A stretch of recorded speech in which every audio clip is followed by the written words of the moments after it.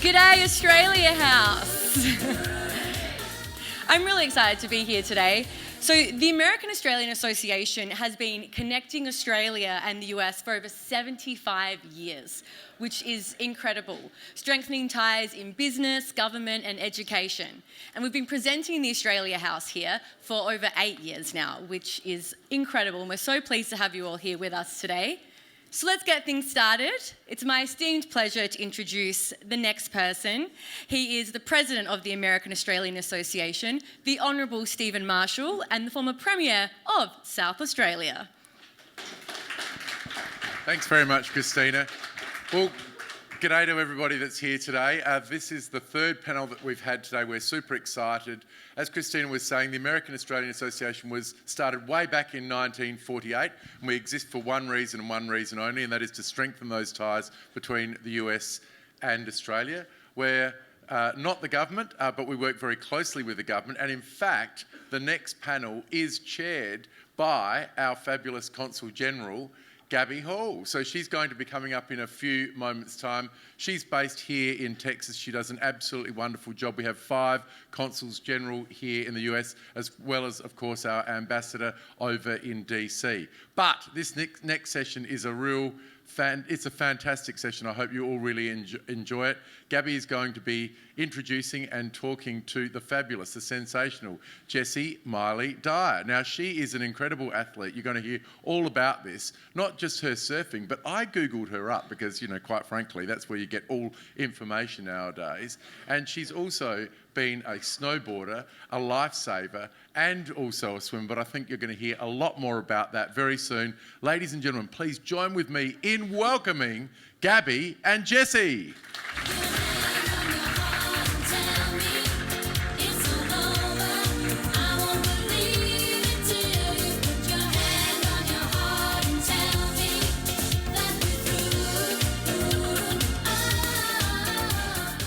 Well, good afternoon, everyone. Such a pleasure to have this conversation today. Before we get started, Jessi, that 80s disco banger from Kylie Minogue, did you recognise that song? Yes, it was my heat warm-up song. I actually saw Kylie in Sydney last weekend and she was awesome. And she played that song for just a hot second. I was there with my younger sisters who were twins and I was like, this is amazing. And they were kind of a bit embarrassed by me, but I loved it. It's amazing. Well, when I learned that was your warm-up song, what I thought was special about it, Jessi, is that it speaks to the true heart of Australian sport culture, which is we are competitive and we're feisty and we're aggressive, but we're also don't take ourselves too seriously. Yeah. And I think that's just, imagine you listening to that, gearing up to just, pick a wave and go for it. And it's just the contrast, I know, I think there's probably a world where people thought that I was listening to like Eminem or some like 50 Cent, and in reality I was like, this is 90s Kylie, like my all-time favourite. But yeah, like you say, like it's when you're competing on those stages and when you're doing things that are, you really want really badly, you have to make sure that you're in the right headspace. And I always did best when I was having fun and relaxed. And yeah, I mean, I definitely pretended that I was listening to Eminem or something like that to be like, fierce competitor, but that was what was going on behind the scenes. I love it. So good. The secret's revealed. So I might just take a moment to preamble here and sort of scene set and why are we having a conversation about sport today, I guess. So sport is serious business in the US, but also in Australia. It contributes $50 billion annually to our economy, which is a lot of cash, but it also plays a unique part in our society and our culture as a country. So if you ask any Aussie what their national sport is of the country, you may get a different answer. So I grew up in a rugby family. My dad was a Wallaby. All we did was union. And so for me, that is the national sport. Jessi, for you, it's surfing. I don't know, any other contenders in the audience today? What's the national sport of Australia? Yeah, nice. Any other suggestions? Cricket, yeah. And I mean, now with Jordan Mailata just, being the first Australian to win a Super Bowl, we might see more uptake of NFL or gridiron in Australia as well. But I think it's undisputed that there's one sport that really connects, to Australia's lifestyle, and that's surfing. And according to the internet, Stephen, because all good facts come from the internet, it's no surprise because there's approximately 10,685 beaches in Australia, and 85% of our population live 30 miles from the coast. So it's no surprise that we love surfing so much. And our surfers have done us proud. Our men and women all over the world have won national titles, and now with wonderful Jessi Miley-Dyer at the helm of the World Surf League, we have an Aussie in the top position, and also, may I add, the first woman to hold this commissioner position for the WSL. So congratulations on that, Jessi. Thanks, guys. So good. You legend. So I guess while I fumble with my paper, so it is that history of excellence on the sporting field or on the wave today that really, combined with our international reputation for excellence in sporting administration, events management, all of that good stuff, that is key to our national power as a country. And so you ask, why is a surfer and a diplomat having a conversation today? That is because we see sport as a critical tool for Australia's diplomatic engagement, creating opportunities for people and our nation, helping us shape international perceptions of Australia and express our values as a country and develop new ways of engaging with other countries. And that's exactly what surfing does, because it's a global sport. So let's start from the beginning. Jessi, so we want to talk about how Jessi got into surfing, but first we want to talk about how surfing got to Australia. And I understand 100 years ago it was in fact an American who came to Australia to introduce surfing, and it was then picked up as a national pastime. Can you tell us a bit about the origin of surfing in Australia? Yeah, so the Hawaiians, the Hawaiians laid claim to being the first surfers and to inventing the sport of kings and queens. And it was Duke Kahanamoku who came to Australia, and he was there to do a demonstration, and he picked out somebody in the crowd to try surfing with him, and he actually picked out a woman, which I think is really cool. For someone like me to have that kind of a story of like the first Aussie surfer being a female in Isabel Latham, I think it was always cool. I actually got like an award a very long time ago when I was a kid that was named after her, and I always remember that because and that's how I knew who she was, because for us to have like a kind of figurehead like that for women surfing in Oz, it's pretty cool. But the Duke, he's a huge kind of icon in surfing. He was an Olympic gold medalist in swimming as well. So he was this amazing athlete, and our World Championship trophy in the WSL is actually now named after him. Only recently, the last few years, the family has extended that to us, and we're incredibly honoured to be able to do that and to give out that trophy in his name. But the fact that the first Aussie surfer was a woman was it's always pretty cool. I love that, the extra part of the story. Yeah. We should name a trophy after her for the WSL too. I know. Yeah. I know. I mean, next mission? Yes, next mission. Awesome. And then, Jessi, I mean, you grew up in the eastern suburbs of Sydney in the gorgeous, beaches of Bondi and Bronte. Tell us about how you got into surfing. I got into surfing, my dad surfed, and I'm kind of, that generation of a lot of girls who grew up when I did, before the surfing industry was a real thing. I'm kind of aging myself, but when I started surfing, people like the Roxys of the world and Billabong, and they didn't exist. So there wasn't any women's apparel, and it wasn't a super popular sport at the time. It was only until we had the movie Blue Crush that was like our real like breakthrough moment, because everyone loved that movie. Yeah, no, it became cool. Like before, it was a bit like, it wasn't overly cool. Like we loved it, and it was one of those sports. I did a lot of sports as a kid, as you were saying, and surfing kind of has been something that captured my like heart in a way that other sports just didn't. But yeah, I grew up surfing in Bronte and Bondi, and just a little kid, you know, that loved it. And, you know, a big kind of turning point, I think, for me in terms of, you know, thinking about, you know, becoming a professional athlete and, you know, looking at that kind of a pathway, I think, was the Sydney Olympics, you know, coming to my hometown. And I had carried the Olympic torch into Bondi, which was a super cool thing. And I didn't really, to be honest, realise the gravitas of it until I was there. And I was like, whoa, this is a huge deal. And I think that was important for me as a kid because it made me see, you know, the power of and the impact of sport more broadly. You know, you had the whole world looking at, you know, my childhood beaches, and I was surfing, you know, on my weekends and days off with, you know, from school, because a lot of kids, we went to quite a few events as well, which was amazing. You know, you're there surfing and you're surfing on the same beach where the Olympic volleyball was, and you could hear the crowd, and it was so cool. Like, I don't know what I thought it was going to be like, but getting to go and watch the Olympics was awesome. So I think that was, for me, pretty epic as a childhood experience.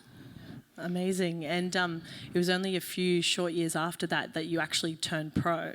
Yeah. And went on. And so tell me what it was like, you know, making that transition from I'm surfing and I'm trying to be competitive to going on the tour and being on the circuit. What was that? And you won a junior world championship as well in your rookie year, was it? Yeah, so I was really young when I started on the tour, and now, like, you know, surfing is quite a young sport, a youth sport, and you know, right now we have our youngest ever world champion in Katie Simmers, and she was, you know, 18 years old. So I was still a teenager when I was there on the tour, but I don't know, like it was something that I really wanted to do. Like, I had gotten into uni, my parents and I made a deal that we were like, you can defer as long as you go back at some stage, you know. It was like, you have to go, but and you know, you only get those kind of opportunities to really follow your dreams and passions, you know, they don't always come up. So you know, I was really lucky. I always had great sponsors, and then at the time had, you know, my major sponsor was Rip Curl, and they gave me the support to do the tour. So, you know, I kind of went out and, you know, ventured into the wide world, and it was great. Like, it was very interesting. Like, it's definitely a bit of a different vibe to what it is now. And I think too, like, you know, it takes a couple of years for you to really get your groove. And I mean, honestly, just even little things like being able to rent a car, which now that obviously we're only just over 25, but, you know, things like only just things like you couldn't do in America. So it was a big jump, and it's a very different change, you know, from being in high school and then, you know, being on the world stage. And, you know, we love to watch professional sports as Aussies. Like, we love our athletes, and at the same time, like, you know, it can be hard because if you're not doing well, you get really frustrated. So, yeah, I mean, it was an epic time for a teenager to be, you know, traveling the world and doing what you love and surfing with your mates. Like, there's not really... If you had told me that I was going to do that when I was 14, I'd probably be like, oh, really? Sounds good. Oh, it's amazing. It's I want to talk more about the tour, but before we do that, I think there's a common assumption that every Australian knows how to surf. I mean, as an Australian living overseas, there's an assumption. I've only ever boogie boarded, guys. I have never surfed a wave. Hands up. Are you a surfer? Do you identify as surfer? Anyone? Yes. Okay. For those of us that aren't, Jessi, what does it feel like to catch a wave? A good one. A proper good one. Oh, God. I think, like, I'm definitely going to sound like I've been in California for too long, but it is very, I don't know, like there's a very kind of, you know, an instinctive experience. I love surfing for the core reason that I love surfing in so many ways is that I always feel like a better version of myself when I get out. So I have the ability to kind of like wash the day off or wash the morning off, and partly because, you know, I don't have an Apple Watch, no one can contact me, but you know, you get that kind of moment of meditation. So I think you know, actually getting to ride a wave, there's a little bit of like that roller coaster for the moment, because you get the opportunity to look down and look at, like, you know, the wave as you take off, and especially if you're somewhere like a reef break or, you know, you're looking at coral, and you're like, oh, I don't know how deep that is. I don't want to look at it, you know. But it's one of the most beautiful kind of environments. You know, if you think about, I came from swimming as well, and like, you know, you think about the difference of looking at the black line versus looking at these amazing, you know, coral passes and things like that. That was, you know, there's so much colour in it as well. So yeah, I definitely have been in California for too long. Good vibes. Yeah. Yeah, it's very the vibe. It's just the vibe of it. Oh, I love it. No, it sounds amazing. It makes me regret not trying to surf more as a child. So I think then noting that and talking about, you know, being a pro athlete and being on the tour, and so you're balancing that, they're trying to perform your best with the probable frustration that you can't control the waves. You're not Mother Nature, right? So how did you balance that in terms of the mental game of peak performance, posting a score, but also I can't control the environment. So talk us through the physical versus the mental game of being a pro surfer. The inability to control the ocean and that environment, you know, your playing environment, is probably the thing on you know, it's the double-edged sword, because it's the thing that people love about surfing, and it's kind of what has attracted a lot of people from other sports to it, you know, that freedom element. And at the same time, it is the most frustrating, because you can do everything that you possibly can do, and you can do all of the training, and you know, you can just have this moment where you're either out of rhythm of the ocean, or you know, the wind comes up and you know, you're out of position or something like that. For me personally, when I was making mistakes like that or picking, you know, the wrong wave, I was like, it was so frustrating, because you know, the ability, like when you want something so badly and there's so much of your being in it, and also like we're so competitive. Aussies in general are really competitive, and I think it's really, you know, sometimes, especially as women, we kind of pretend we're not as competitive as we are. And I would just be like, oh my God, this is like so frustrating for me to have made the error that's like, you know, the difference between winning and losing. So I spent a lot of time actually with a sports psychologist. And especially for me, that idea of like, you know, failure being an option, and, you know, just kind of making more cognitive decisions was really important. It took me a while to, you know, relearn my decision-making process in the moment, but it's been incredibly valuable. Like even for me now in my new career, or, you know, not really new, I guess now, but, you know, there's a lot of decision-making that I've taken from those processes, and you know, it's still how I do things today. That's amazing. I was thinking as well, just some other, just as a non-surfer thinking about surfing. So I, as a kid or teenager, I did competitive rowing, right? Also a water sport, but you have a boat. The water is flat. You get measured by fastest distance from A to B. So it's unequivocal who wins. Yep. Also, there's 2 or 4 or 8 people in that boat. So if you sleep in one morning, it is very obvious. So you're in this sport where there is no time clock. It's a score based on someone's opinion. Yeah. And there is no one waiting for you, because if your surfboard doesn't go out that day, it's just, you just slept in, and who's holding you accountable? Can you talk to just that nature, those elements of that sport around the subjectivity of opinion for a score and the accountability that it's just you getting yourself there, and how just some of those things that have stuck with you from your pro surfer days that you take into your professional career from those elements? Yeah, I used to I've never been that person that, you know, was motivated from someone, you know, and everyone's had a coach in any sport or any kind of like venture that you're doing where they're like, you know, the only person that, you know, you're kind of letting down is yourself by not getting up. And I'm a bit like, that's not really like the argument that's going to get me there. You know, those kinds of almost like hills and valleys where, because surfing is such such an expression of yourself. So there's definitely been times where I just haven't, felt like I really wanted to go surfing. And so there's some times where I'm like, okay, I'm going to listen to that. And then other times you have to be like, no, you have to go out because, to your point around training and things like that, it's the only way you're going to get better. And it's the only thing that you can kind of, do.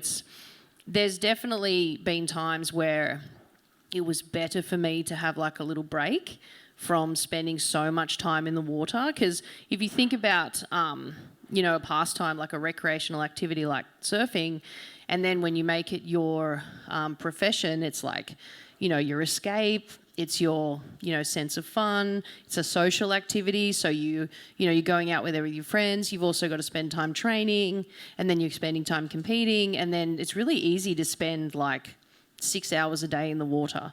And then you're like, okay, maybe I'm overdoing it a little bit. So you kind of have those like ebb and flow kind of moments. But I don't know. It's hard to think about. For me, that kind of intrinsic motivation's always been the most important. Thinking about why you're, trying to do well, what it is that you're really looking for, and then kind of not beating yourself up too much if, you don't get up that one morning. But it's easier when there's not, 6 other people, with you in the boat. You can do that. And then if you really didn't want to do it, you can kind of rationalise it within yourself where you don't feel so bad. I do that every morning when my alarm goes off for the gym. Yeah. So yeah, I feel it. So Jessi, we're at South by Southwest, and therefore there are 2 topics that are really important for South by audience. One is technology and the other is money. So from a technology side of things, I'm really interested. Surfing, surfer, rashie, surfboard, ocean. Like, how is technology playing a role to enhance surfing? Tell us how it's being applied. Yeah, we've been pretty fortunate, like pre-COVID and then through COVID, we had the opportunity, because the tour was down for a little bit, to develop an app with Apple. And so we have every surfer on the championship tour, and it's available on the Challenger Series as well, where you have the Apple Watch on your wrist. It's for you, for your heat. You pick it up before the heat, and it has like all of the information you might need to make decisions and strategic kind of moves within your heat, and also to have all the information. Because, if you think about surfing, all of the things that we've been talking about around, the waves and, these amazing locations that we're at, it comes with other challenges. Like, sometimes you're a quarter of a mile out to sea. It's really hard to hear, if the wind is blowing some way. So at the moment, in the past, we've always been really reliant on, our beach announcers and some LED scoreboards that we always put up on the judging towers. And so now, if we're in a heat, you can see, it'll show your colour, it'll show if you have priority, it'll show the scores that you have, what you need to, take first position. If you're already in first, it'll tell you, what your lowest score is. So the idea of you having like a portable scoreboard on your wrist has been, it's been really cool for us. And, our surfers have really appreciated and embraced it. And, there's things like that, that kind of break gave us a great kind of opportunity to have. As someone who's short-sighted and struggles to see things in the distance, that sounds amazing, actually. Exactly, right? That's amazing.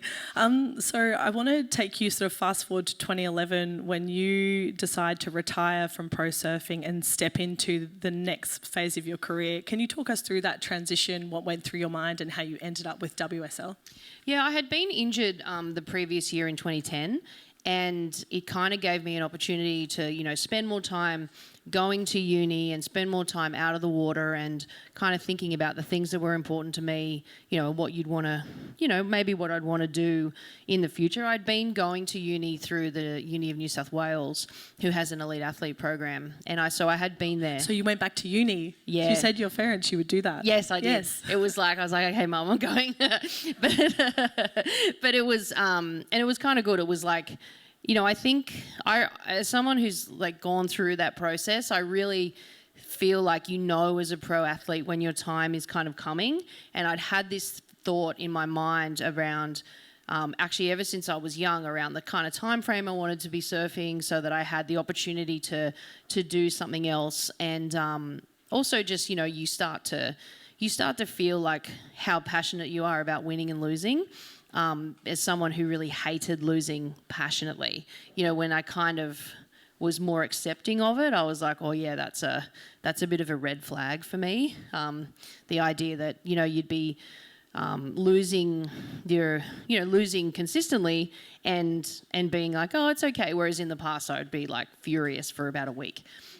So that was like a big one for me in seeing that. And I lost my seed on like our championship tour at the end of 2011, and I didn't requalify. I wasn't upset, and I was like, okay, this is the chance for me to have a couple of months and think about what I really wanted to do.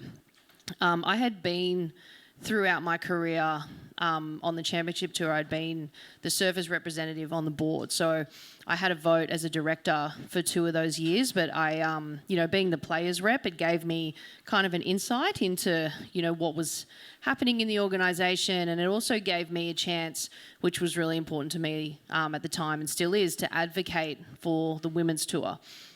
Because, we were in a very different position then, but, it was, I kind of didn't think that a job would necessarily come out of that. But, once I decided that I would step away, at the time we didn't have anyone who was working on the women's tour at all. And the association, which is now the World Surf League, approached me and was like, would you be interested in coming to work for us? And I hadn't thought about that at all.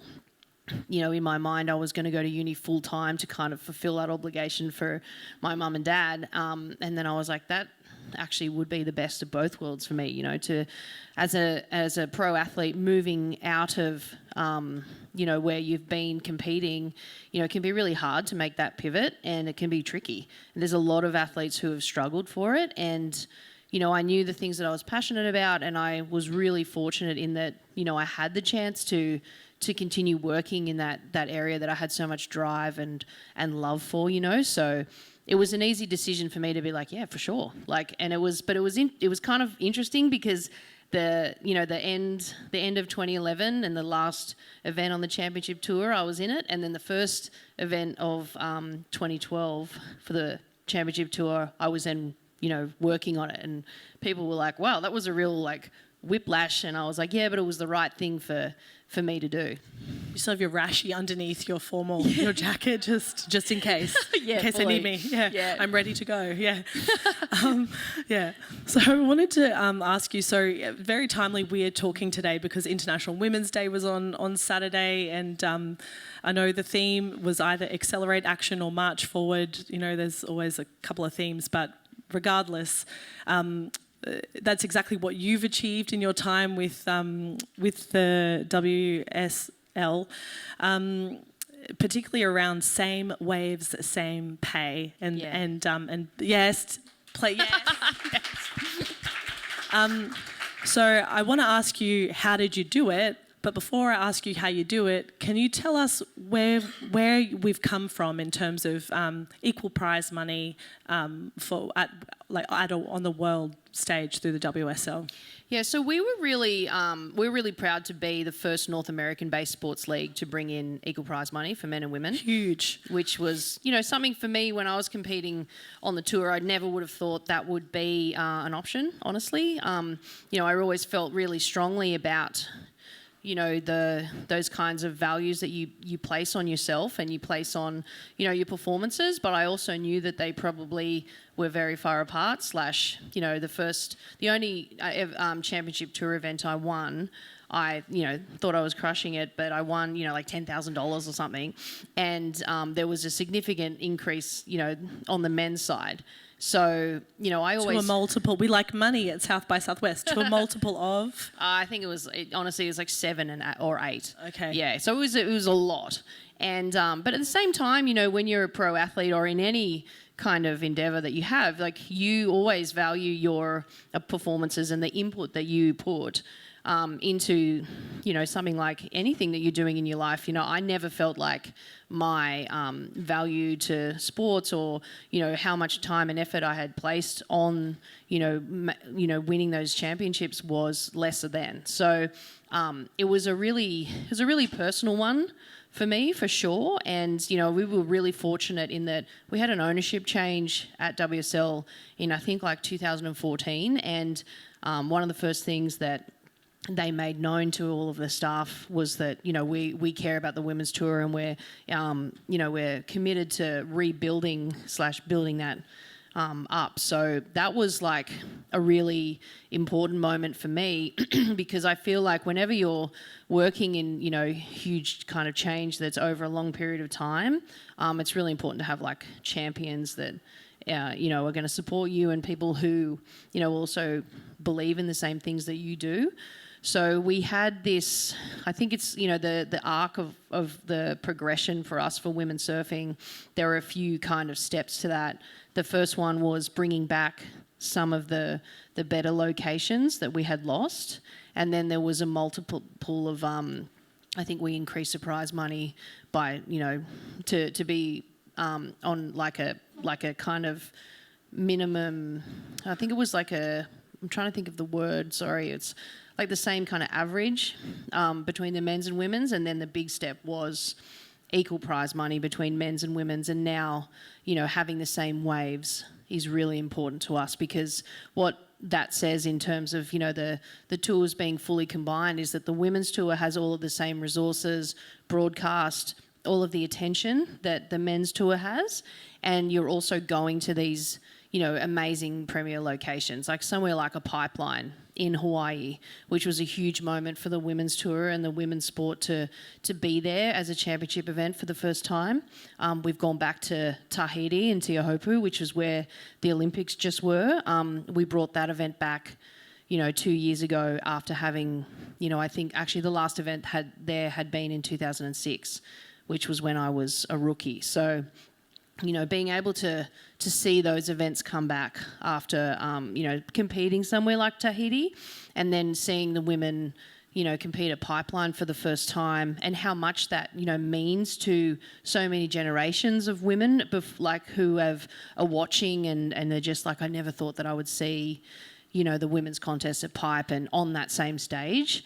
Those things have been really good for us, and they've also, they're really firm commitments to, how much we believe in the women's tour, and those ability, and how much you believe in, the performances of the next generation as well. Because places like Pipeline, for instance, it says to all of the kids coming up that, this is a wave for women. It's one of the most competitive lineups / probably is the most competitive lineup in the whole world, because you have, surfing as a sport's not and a recreational activity. It's not regulated, so you have kids in that lineup. And for me, even just speaking on my own kind of experiences growing up, like you're fighting for waves next to people who are like fully grown men. And so I always surf with my dad, but he was a bit like, you've got to get your own waves, so. You're in there trying to get waves, but it tells all of these kids coming up that this is a wave for women too. And so now we're seeing all of these young girls spending time at these amazing locations and kind of like claiming it as their own a bit. So that's really cool for me to watch. That's amazing. It's and we were talking a little bit before this about what are some of the other things that you're working on, and you said that the fantasy surf league is also men and women. Like you can't just choose. Yeah. You can't just play the men's. You have to play men's and women's. Like there's a few things that we've been doing over a period of time to, just draw people in and to see, because we, especially, from someone like myself who was a professional surfer for a long time, like, and now I get the privilege of being able to watch everyone so much. You can see how good they are, and it's kind of like if you have the opportunity to be able to watch and, kind of you get drawn in. With fantasy, you want to play fantasy, you have to, you're going to play for men and women. Even the way that we do the call, which is, the decision to surf, sometime in the event window, it's kind of, you tune in and you're not 100% sure who's going to be surfing, whether it's men or women. There's a bit of a heads up, but the decision's not actually made until the day. So you also then have you see a lot of people tuning in for the women's and being like, oh wow, we're starting to see a lot of fandom and a lot of people, even who come and speak to me in the surf and things like that. They're like, oh, the women's is amazing, and it's things like it being fully combined where you have the better waves as well, and with better waves you see kind of those broad abilities of the women, and people have been shocked about how good everyone is surfing. That's amazing. So through your role with WSL, you have tackled some really incredible, you've made historic change in some of these areas. What are you going after next? What's the next sort of ambition for WSL and for Jessi? What's the next change you're seeking to achieve? I think this year is the first year that we're going to expand the Women's Championship Tour, which has been a big one for us. It's kind of like something that's been spoken about a lot where, now we're going to have more opportunities for the women.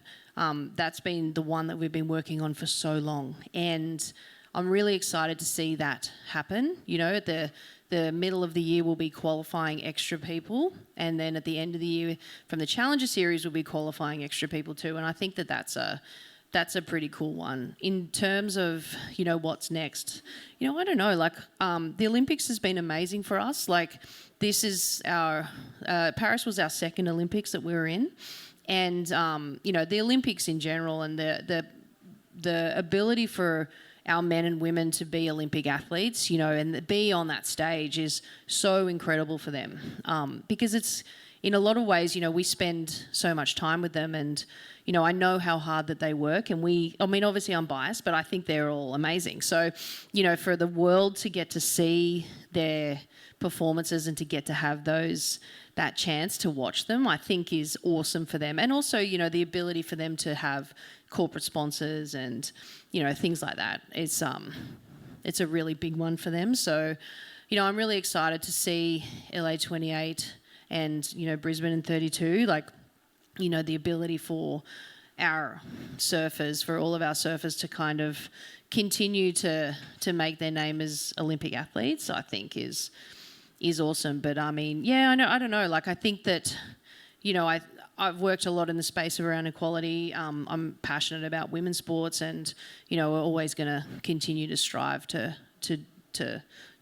really push those things. And, there's always more work to be done. I feel like the work, never stops, but, we have so many opportunities to do cool stuff, Absolutely, and I'm glad you mentioned the Olympics because what we're calling it is the green and gold decade. We've got 10 straight years of major sporting events that Australia is hosting, but also participating in. And if we think about the Women's FIFA World Cup in 2023, that semi-final the Matildas played against was England, was the highest watched TV program of all time in Australia. And it was, go Matildas! Love them. They were just in town. Obviously, they've been playing She Believes Cup, and the Tillies. I think they sell out their venues, 60,000 plus people every single time. And that was a historic sporting moment, I think. And then every year since then, we're having more and more and more events. So whether it's, Rugby World Cups and cricket and surfing, and I've got a big list here that I've lost. Pardon? The Olympics, of course, in 2032. The women's and men's rugby, the netball, we've got the Netball World Cup. So do you want to talk a little bit about how you see this green and gold decade? What it's going to mean for women's sport globally, but in Australia, and all of these opportunities to compete at the highest level on a world stage in front of a home crowd as well. How you see that affecting?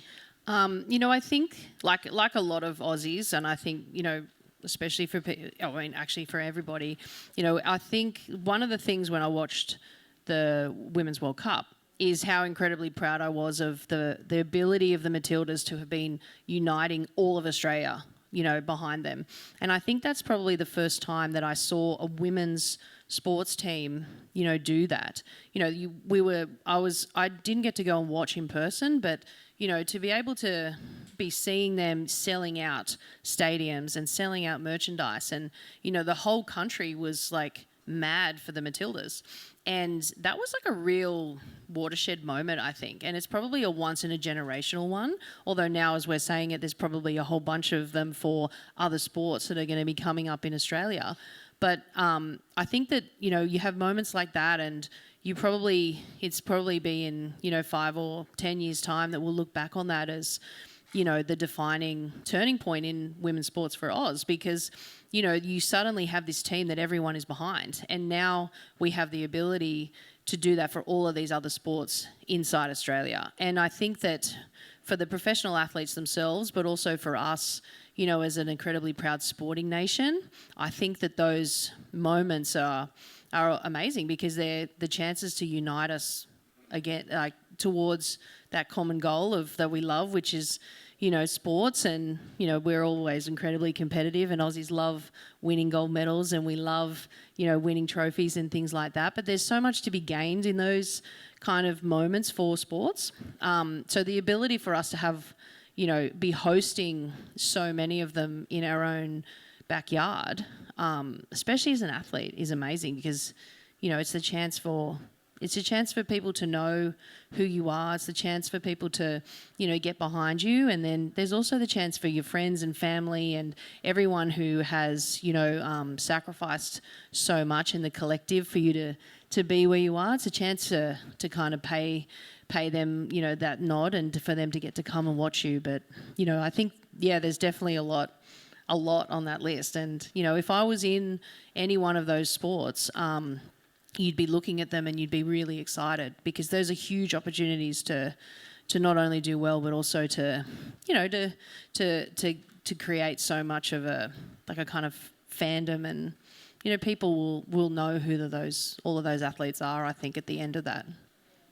Oh, amazing. I'm so excited for what's ahead. And I'm going to ask you one more question, and then we're going to throw to the audience for questions for Jessi. So I'm giving you a warning to think of some questions. But we were talking a little bit about a lot of women in leadership positions have a sporting background. Yeah. And so for me, I was a competitive rower, and I'm thinking about what did rowing teach me besides sort of, it's a sport that requires, it's mental fortitude and grit and persistence. And I think that has stuck with me in terms of, like, just if you persevere and you persist and you try really hard, that's sort of one of the core values that I think I bring into my role, is caring deeply and sticking with something.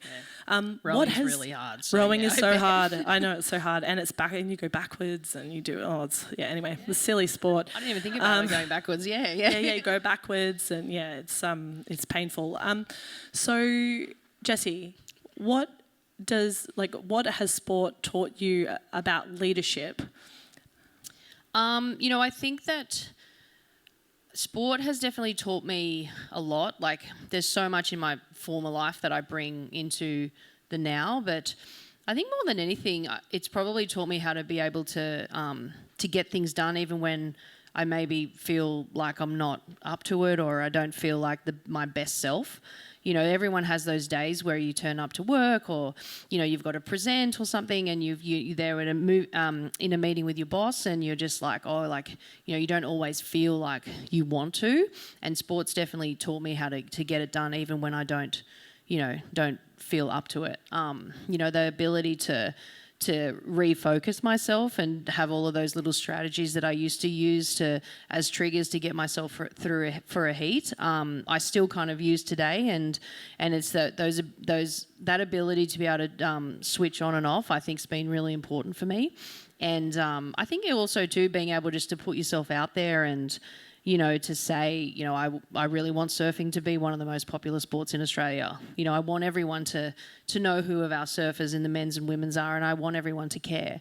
Things like that, I think it's really taught me to be confident in saying those things out loud. But yeah, I think, when you go to work at like 4:30 in the morning and, there's a whole bunch of other things going on, those kinds of, the ability to still get it done and to get it done at a high level. And then I think that for me has been the most valuable one for sure.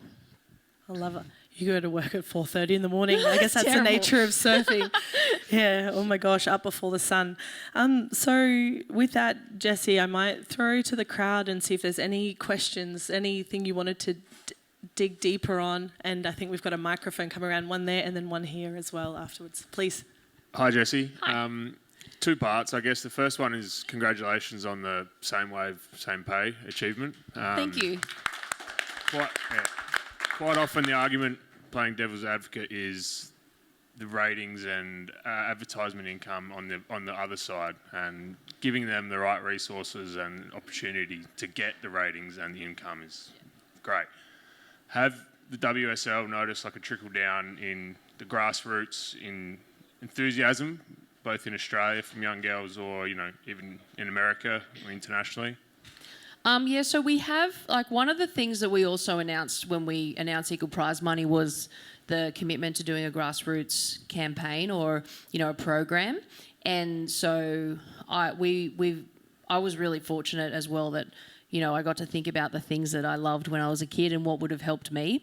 So we've been doing WSL Rising Tides, and the whole idea around Rising Tides is being able to connect, our up-and-coming young women, but also, we have in every sport for women, you kind of have this age when you get to, it's probably 15 or 16, and then we start having people drop away. And, we've been really successful with Rising Tides. We don't track, participation, because that's like a Surfing Australias of the world, who those government bodies who we support, and we're a part of our broader ecosystem. But for the first time, we had our 2024 world champion Katie Simmers was someone who's come through Rising Tides. So those kind of moments for us are really cool, because you have those, that ability to see these kids when they're young. And, a few of I think we've got probably five or six women on the championship tour now who've participated in Rising Tides. And I have these photos of them when they're kids, and, having those moments of meeting the young women and everyone for the first time. And so for us now to have them on the CT doing well, that's a really cool one for us. And I say all that because Rising Tides has been our way to ensure that we have that competitive bench, of performance. No worries. Great question. I thought we had another question here. Please, yeah. Hi, Jessi. I'm a recent surfer. I started at the age of 38. Awesome. Yes, go you. And Good for you. I'm decent enough. It feels like in the lineup in California, there is like the majority are men. They're extremely aggressive. It's like you're transparent. Yeah. Like there's a wave, like they're gonna go even if you have priority. Yeah. So that was more of a comment than a question, but I guess how can we make this better and more livable? And my question was, a lot of the events were sponsored by surf brands, and I guess it's financing all this industry. And if some of those brands are struggling, I think board riders are closing in the US, how do you see the future of the league in general and the sport in general? Yeah, so we, to your point around the lineup, it's super tricky. And I think that every woman who has surfed has probably had those moments where, and I still get them to this day, even now. And I think about that a lot, because I'm like, if someone like myself is still being heckled in the water by groups of people, and as I've been a professional athlete at the highest level. I work in the industry, and so I'm like, if you're coming up, and even if you're just starting, I think that it would be an incredibly hard environment. And for me, without sounding like I'm a little kid again, you know, I surfed with my dad for a reason, because Dad was a bit like, you know, he was making sure that people weren't picking on me too much. And then when I got to be a bit older, he was like, you need to kind of stand up for yourself as well, just to, you know, but this is like, you know, the little boys down the beach who were, you know, picking on me, and I was like, he's dropping in on me, he's driving me insane. But I don't know, I think it's like, there's been a lot of talk recently where people have started kind of discussing their experiences in the lineup too. But I know from my own perspective, you know, when I was a kid, I was definitely told to go, I should be playing with Barbies, I should be doing other things in the surf, but obviously that was a long time ago. I just totally got distracted and I forgot the second part of your question. Oh yes, it was around the endemics. So we have had, we actually in the past X amount of years, and I don't have the exact years that we been looking at it, but we have really diversified our sponsorships. And you know, when you look at some of our surf brands, you have people like Rip Curl with the Rip Curl Pro Bells Beach. They've been a really long time supporter. We have a lot of surf brands now taking, you know, smaller partnerships with us. And then we have, you know, if you look at, for instance, Lexus just sponsored our event at Pipeline, which used to previously be, you know, Billabongs of the world and Vans and things like Lexus, that. so you can drive them in the ocean. Yes, yeah, I know. It's Amazing. Yeah, it's good. It's like, you know, as you see more people looking to activate at like sporting events, it's like, you know, it's amazing for us to have people, you know, like newcomers to the sport, although I guess they're kind of not newcomers now, but they're also supporting our finals events. So if you and we also have a lot of government funding. You know, if you look at, we're going to El Salvador and Portugal next, for instance. So, it's definitely changed a lot. But, you know, the industry, I think, in some ways, the fact that the focus from the surfing industry is, you know, probably that they're spending money on athletes. I actually think that's a great thing for the athletes themselves to have that support and to ensure that they still have those teams of people so they can come compete. Amazing. Any other questions for Jessi? Oh, one over here. Thank you. Jessi, my question for you builds on the other two questions that you've had. And I know frequently in sport and with women, the conversation becomes about equity. So I'm going to flip that on its head.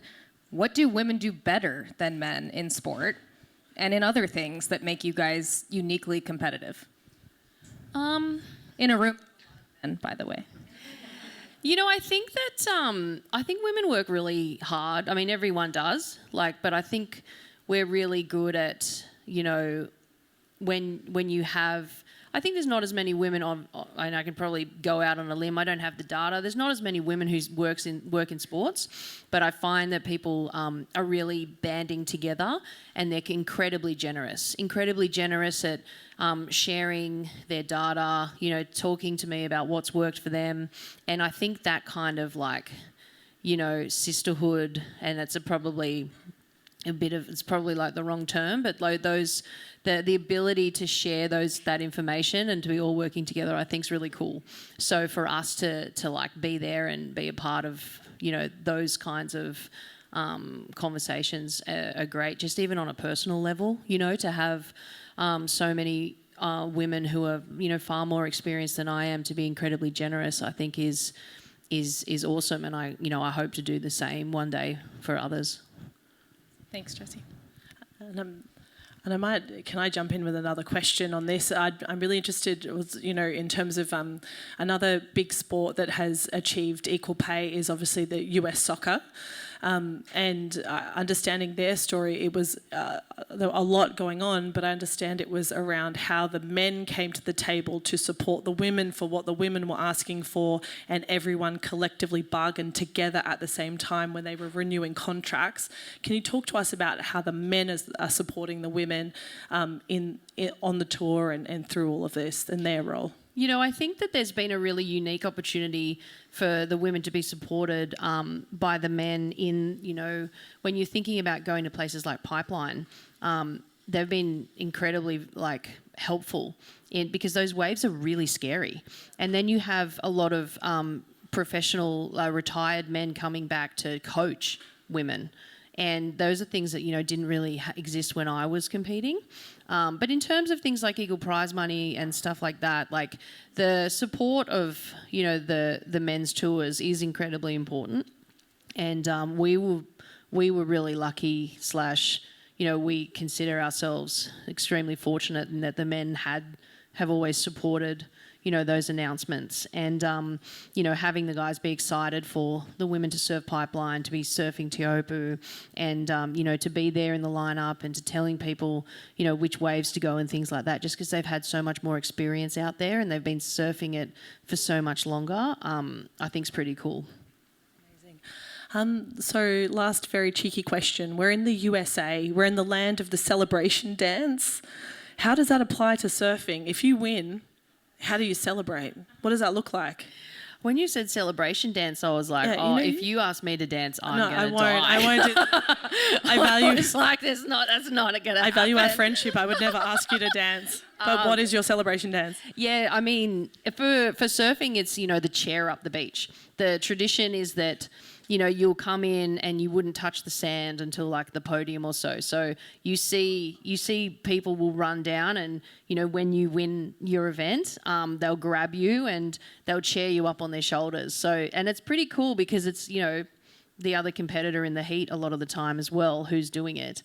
And I always watch it because I'm like, wow, it's such an amazing moment, because I always think of myself and how, bummed I was when I was losing, and I was like, wow, I see these young kids, they're so, I could never, I don't know if I could have done it without, crying, so, but that's the tradition, is that someone will chair you up the beach. There's generally one person on the left and right, and you'll sit in between them on their shoulders and, have that kind of moment with the crowd. And it's awesome because it's, it's also the ability for the crowd to kind of celebrate with you, because it becomes this mob that comes up to the presentation stage. I love that so much. What a beautiful visual to end on. So I just wanted to acknowledge you, Jessi, for everything you've accomplished, the change that you're making. Thank you so much. What you're doing for the sport currently, and then future generations of women and men that are coming into surfing. So with that, I'm going to put my hand on my heart and tell you that the interview is over, and we're going to listen to your song one more time. I was like... because it's that special.